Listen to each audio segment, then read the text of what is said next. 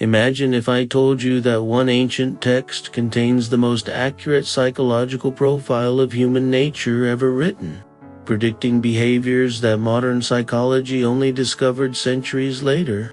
What if this same text also reveals the secret to finding unshakable peace in our chaotic world? Today, we're diving into Psalm 36, where King David exposes the hidden war happening inside every human heart. This isn't just another Bible study. It's a masterclass in understanding the human condition while expanding your English vocabulary with words that have shaped literature for thousands of years. The psalm begins with one of the most chilling descriptions of evil you'll ever encounter.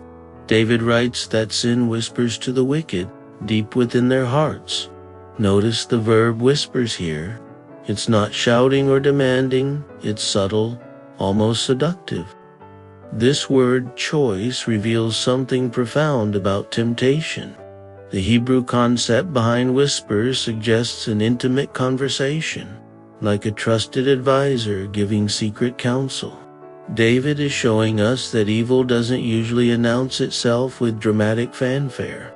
Instead, it operates through quiet suggestions that feel reasonable in the moment. Think about your own experience. When have you made poor choices? Were they usually the result of someone screaming at you to do wrong, or were they born from subtle thoughts that seemed harmless at first? The psychological accuracy here is stunning, and it's teaching us advanced English vocabulary at the same time. David continues by describing how these people have no fear of God at all. The phrase fear of God might seem outdated to modern ears, but it represents a crucial concept that appears throughout English literature. This isn't about being terrified, it's about having a healthy respect for moral boundaries and consequences. When someone loses this internal compass, David tells us they become blind to their own wickedness. The word conceit that follows is particularly interesting. It comes from the Latin conceptus, meaning conceived or imagined. Conceited people live in an imagined version of reality where they're always justified. They literally cannot see themselves clearly because they've created a false narrative about their own goodness. This connects directly to what psychologists today call cognitive bias and self-justification. David understood human nature at a level that still amazes modern researchers. The description gets even more precise as David explains how everything they say is crooked and deceitful. The word crooked here isn't just about lying, it's about twisted thinking that distorts truth. In English, we use crooked to describe anything that deviates from the straight path, whether it's a crooked road, a crooked politician, or crooked reasoning. David is painting a picture of people whose entire communication system has become unreliable. They're not necessarily intentional liars, but they've lost the ability to think and speak straight. The progression is logical. First, sin whispers privately, then it blinds judgment, and finally it corrupts all communication. This is why learning English through the Bible is so powerful. You're not just learning vocabulary, you're learning timeless truths about human behavior that will help you understand people and literature for the rest of your life. David then describes how these individuals refuse to act wisely or do good. The verb refuse is particularly strong here. It's not that they can't do good, they actively choose not to. This distinction is crucial in English because it's the difference between inability and unwillingness. When we say someone refuses, we're indicating a deliberate choice against something they know they should do. The psalm continues with even more disturbing behavior. They lie awake at night, hatching sinful plots.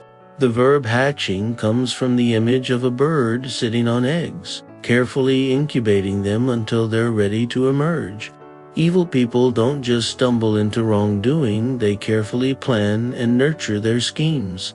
This level of premeditation shows how far moral corruption can progress when left unchecked. But then, like sunrise after the darkest night, the psalm takes a dramatic turn. David shifts from describing the depths of human wickedness to celebrating the heights of God's love. Your unfailing love, O Lord, is as vast as the heavens. Notice how he uses spatial metaphors to help us grasp something infinite. The word unfailing is particularly beautiful in English. It suggests something that never breaks down, never disappoints, never runs out. While human love can be fickle and conditional, David is describing a love that remains constant regardless of circumstances. The comparison to the heavens isn't random. Ancient people spent their nights looking up at seemingly endless skies, understanding better than we do how vast and mysterious the heavens truly are. When David says God's love is as vast as the heavens, he's using imagery that would have taken people's breath away. The poetic language becomes even more beautiful as David describes how God's faithfulness reaches beyond the clouds.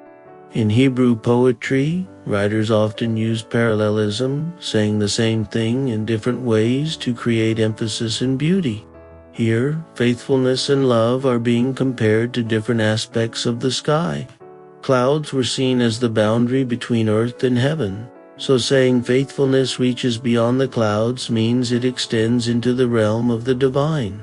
For English learners, this is a perfect example of how metaphorical language works. We're not meant to think that love and faithfulness are literally in the sky, but rather that they share qualities with the sky: vastness, constancy, and a sense of being beyond human limitations. David continues with even more striking imagery. Your righteousness is like the mighty mountains, your justice like the ocean depths. Here we see the full range of creation being used to describe God's character. Mountains represent stability, permanence, and majesty, qualities that people in the ancient world associated with divine righteousness. They don't change with the weather or seasons. They stand firm through everything. Ocean depths, on the other hand, represent mystery and power that goes beyond human understanding. Ancient people feared and respected the ocean because they knew it contained depths they could never explore. David is saying that divine justice operates at levels we can't fully comprehend, but we can trust it because it's as reliable as mountains and as thorough as ocean depths. The vocabulary here is rich with words that appear throughout English literature: righteousness, justice, mighty depths, each carrying centuries of meaning and association.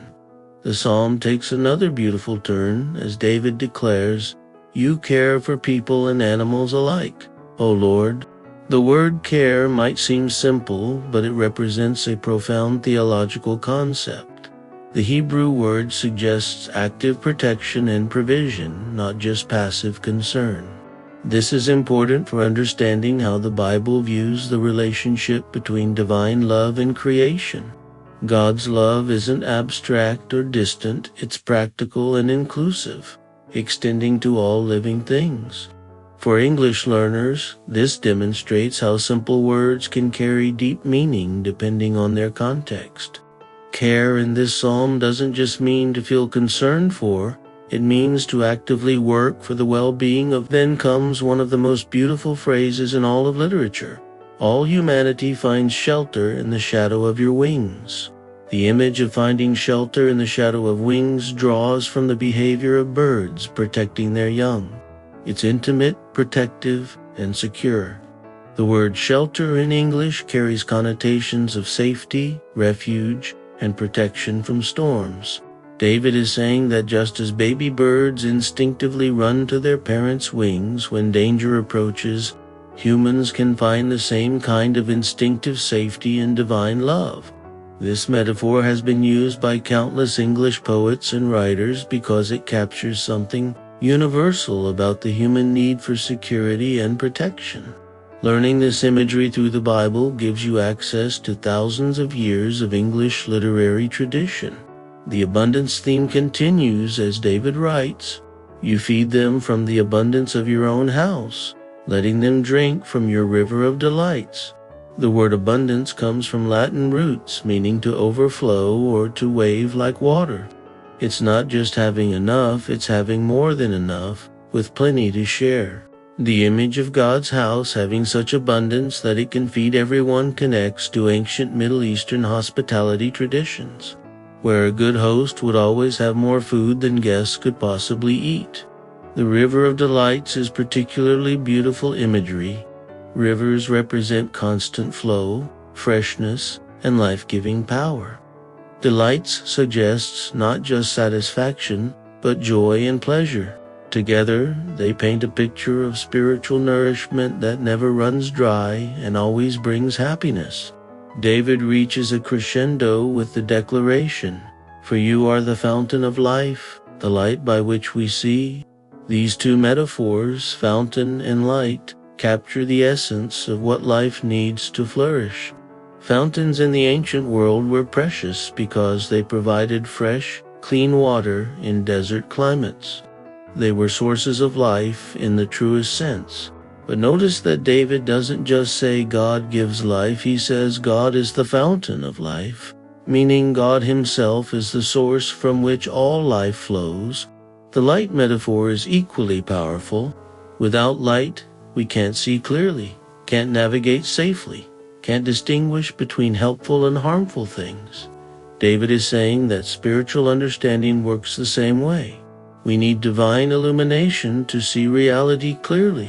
For English learners, these are fundamental metaphors that appear throughout literature, from Shakespeare to modern poetry.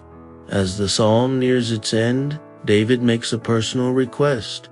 Pour out your unfailing love on those who love you. Give justice to those with honest hearts.